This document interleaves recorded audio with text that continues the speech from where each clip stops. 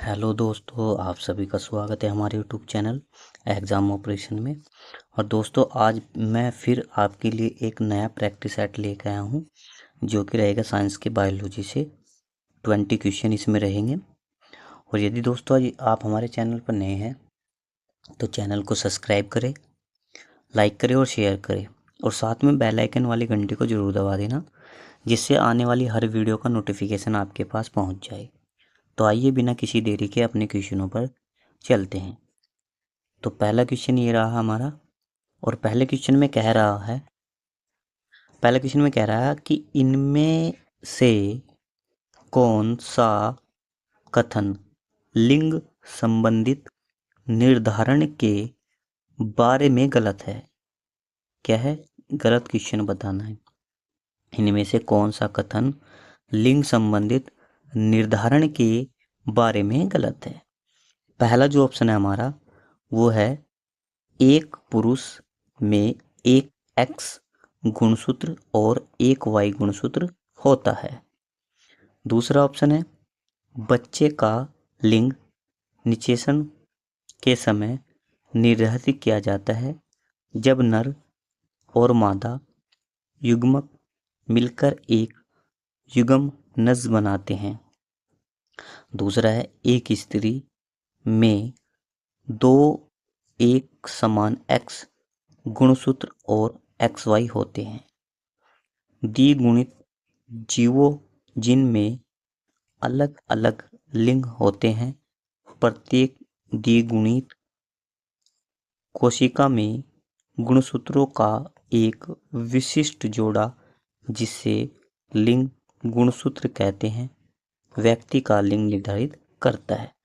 तो दोस्तों, हमारा जो इसमें गलत होगा वो होगा, एक स्त्री में दो एक समान एक्स गुणसूत्र और एक्स वाई गुणसूत्र होते हैं। यही ऑप्शन हमारा गलत हो जाएगा।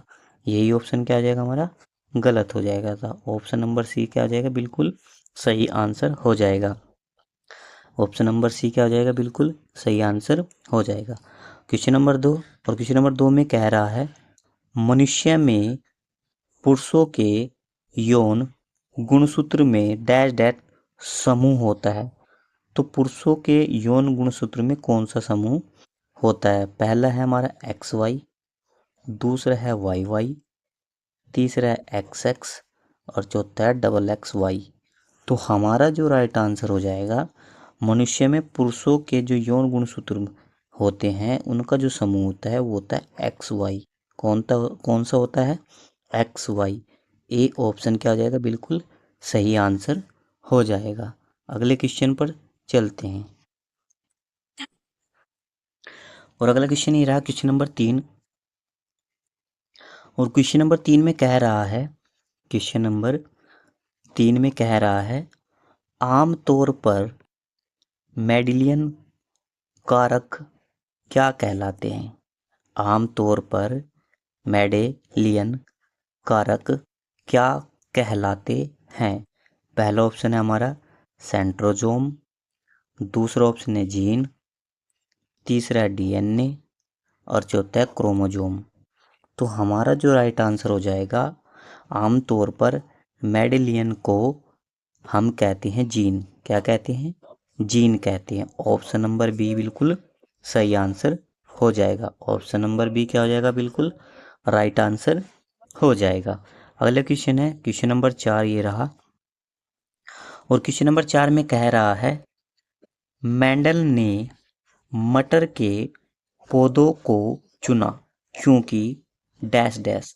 तो मेंडल ने मेंडल ने मटर के पौधों को चुना, क्यों चुना? पहला ऑप्शन है, उपरोक्त सभी विकल्प सही हैं। दूसरा है, वे सस्ते थे। तीसरा है, वे आसानी से उपलब्ध थे। और चौथा है, उनमें विषम दिखने वाले गुण थे। इनमें उनमें विषम दिखने वाले गुण थे। तो हमारा जो राइट आंसर हो जाएगा वो हो जाएगा ऑप्शन नंबर डी, उनमें विषम दिखने वाले गुण थे। तो ऑप्शन नंबर डी क्या हो जाएगा? बिल्कुल सही आंसर हो जाएगा। अगला क्वेश्चन है क्वेश्चन नंबर 5, ये रहा हमारा। और क्वेश्चन नंबर 5 में कह रहा है कि विविधता डैश है, विविधता डैश है। पहला है एक ही प्रजाति के व्यक्तियों के बीच अंतर, एक ही माता पिता की संतानों के बीच अंतर, उपरोक्त सभी माता पिता और संतानों के बीच अंतर। तो हमारा जो राइट आंसर हो जाएगा वो हो जाएगा उपरोक्त सभी, option number C. Option number C क्या हो जाएगा हमारा, बिल्कुल सही आंसर हो जाएगा। अगला क्वेश्चन हमारा क्वेश्चन नंबर 6, और क्वेश्चन नंबर 6 में कह रहा है मेंडल ने किस आधार पर युग्मों की शुद्धता का नियम दिया। पहला है पाश्चात्य संस्करण, दूसरा है द्विसंकर संकरण, और तीसरा है परीक्षण संकरण, और चौथा है एक संकर संकरण। तो हमारा जो राइट आंसर हो जाएगा वो हो जाएगा एक संकर संकरण, option number A, option number D, sorry option number D क्या हो जाएगा हमारा, बिल्कुल राइट आंसर हो जाएगा। एक संकर और संकरण is the right answer, option number D हमारा क्या हो जाएगा, राइट आंसर हो जाएगा। अगले क्वेश्चन पर चलते हैं, और अगला क्वेश्चन ये रहा हमारा क्वेश्चन नंबर 7, और क्वेश्चन नंबर 7 में कह रहा है महिला रोगाणु कोशिका में गुणसूत्रों की संख्या है। महिला रोगाणु में गुणसूत्रों की संख्या है। पहला ऑप्शन है हमारा 23, दूसरा 46, 48 और 24। तो हमारा जो राइट आंसर हो जाएगा वो हो जाएगा 23। महिला रोगाणु कोशिकाओं में 23 गुणसूत्र होते हैं, option number A. Option number क्या हो जाएगा हमारा, बिल्कुल सही आंसर हो जाएगा। अगले क्वेश्चन पर चलते हैं, और क्वेश्चन नंबर 8 ये रहा। क्वेश्चन नंबर 8 में कह रहा है कि मटर के पौधों में, मटर के पौधों में डैश डैश कैरेक्टर रिसेसिव होते हैं, कैरेक्टर रिसेसिव होते हैं। ऑप्शन ए पीला बीज, option B round seed, option C हरी फली, और ऑप्शन डी झूरीदार बीज। तो हमारा जो राइट आंसर हो जाएगा मटर के पौधों में झूरीदार बीज कैरेक्टर रिसेसिव होते हैं, option number D. Option number D क्या हो जाएगा हमारा, बिल्कुल सही आंसर हो जाएगा। अगले क्वेश्चन पर चलते हैं, और क्वेश्चन नंबर 9, और क्वेश्चन नंबर 9 में कह रहा है कि निम्नलिखित में से कौन सी विशेषता मटर के एक पौधों में अप्रभावी होती है। निम्न में से कौन सी मटर की एक पौधों में अप्रभावी होती है। तो कौन सी विशेषता है, पहला ऑप्शन है हमारा हरी फली, दूसरा ऑप्शन है झूरीदार बीज, तीसरा ऑप्शन है गोल बीज, और चौथा ऑप्शन है पीले बीज। तो हमारा जो राइट आंसर हो जाएगा वो हो जाएगा ऑप्शन नंबर बी, झूरीदार बीज। झूरीदार बीज इज द राइट आंसर।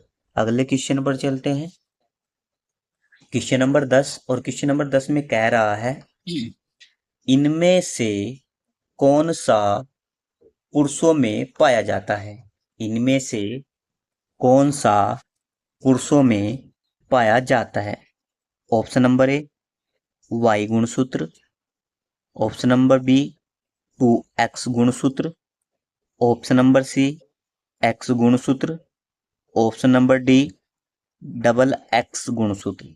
तो हमारा जो राइट आंसर हो जाएगा वो हो जाएगा पुरुषों में जो पाया जाता है वो Y गुणसूत्र पाया जाता है, option number A. Option number A क्या हो जाएगा हमारा, बिल्कुल राइट आंसर हो जाएगा। अगले क्वेश्चन पर चलते हैं, और क्वेश्चन नंबर 11 ये रहा, और क्वेश्चन नंबर 11 में कह रहा है कि वंशानुक्रम की इकाई है। वंशानुक्रम की इकाई है। पहला ऑप्शन है हमारा फेनोटाइप, दूसरा आरएनए, तीसरा जेनोटाइप और तीसरा है जीन। तो हमारा जो राइट आंसर हो जाएगा, वंशानुक्रम की जो इकाई होती है वो होती है जीन। क्या कौन सी इकाई होती है? जीन। वंशानुक्रम की इकाई जीन होती है। Option number D is the right answer. अगले क्वेश्चन पर चलते हैं, क्वेश्चन नंबर 12। और क्वेश्चन नंबर 12 ये रहा। और क्वेश्चन नंबर 12 में कह रहा है कि पुनर्जनन का अर्थ क्या है? पुनर्जनन का अर्थ क्या है? पहला ऑप्शन में कह रहा है खोए हिस्से का प्रतिस्थापन।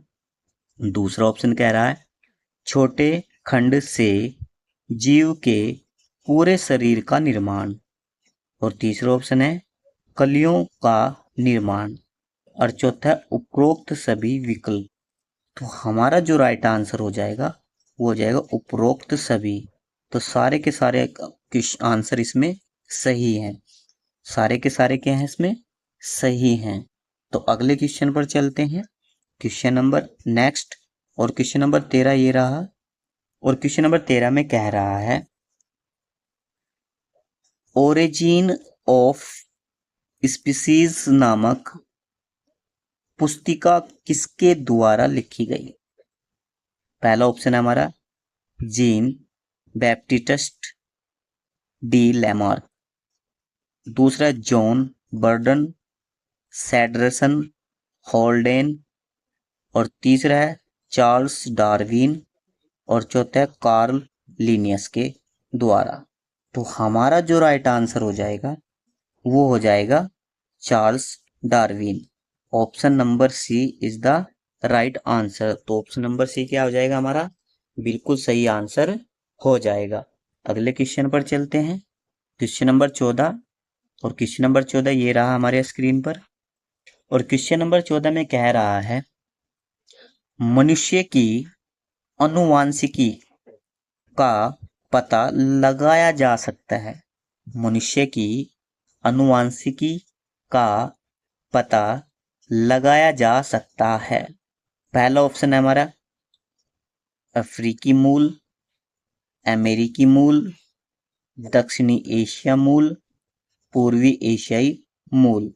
तो हमारा जो राइट आंसर हो जाएगा वो हो जाएगा अफ्रीकी मूल। Option number A. Option number A क्या हो जाएगा हमारा? बिल्कुल सही आंसर हो जाएगा। अगले क्वेश्चन पर चलते हैं। और क्वेश्चन नंबर 15 ये रहा। और क्वेश्चन नंबर 15 में क्या कह रहा है? क्वेश्चन नंबर 15 में कह रहा है निम्नलिखित में से कौन प्रजातियों की संख्या को बनाए रखने और उनकी विलुप्तता को रोकने के लिए आवश्यक है? पहला ऑप्शन है हमारा प्रजनन, दूसरा ऑप्शन है संचरण, तीसरा है श्वसन, और चौथा है पाचन। तो हमारा जो राइट आंसर हो जाएगा वो हो जाएगा प्रजनन। हमारा राइट आंसर हो जाएगा प्रजनन। ऑप्शन नंबर ए क्या हो जाएगा? बिल्कुल राइट आंसर हो जाएगा। अगले क्वेश्चन पर चलते हैं, क्वेश्चन नंबर 16 ये रहा। और क्वेश्चन नंबर 16 में कह रहा है जैविक विकास को डैश डैश के तौर पर परिभाषित किया गया है। जैविक विकास को डैश डैश के तौर पर परिभाषित किया गया है। पहला ऑप्शन है हमारा जीन बहाव, दूसरा ऑप्शन है उपसर्जित गुणों की वंशगति, तीसरा जो ऑप्शन है प्राकृतिक चयन, और चौथा अनुवांशिक अपवाह। अनुवांशिक अपहाव, अनुवांशिक अपहाव। तो हमारा जो राइट आंसर हो जाएगा वो हो जाएगा प्राकृतिक चयन। प्राकृतिक चयन बिल्कुल सही आंसर हो जाएगा। Option number C is the right answer. जैविक विकास को प्राकृतिक चयन के तौर पर परिभाषित किया गया है। ऑप्शन नंबर सी क्या हो जाएगा? बिल्कुल सही आंसर हो जाएगा।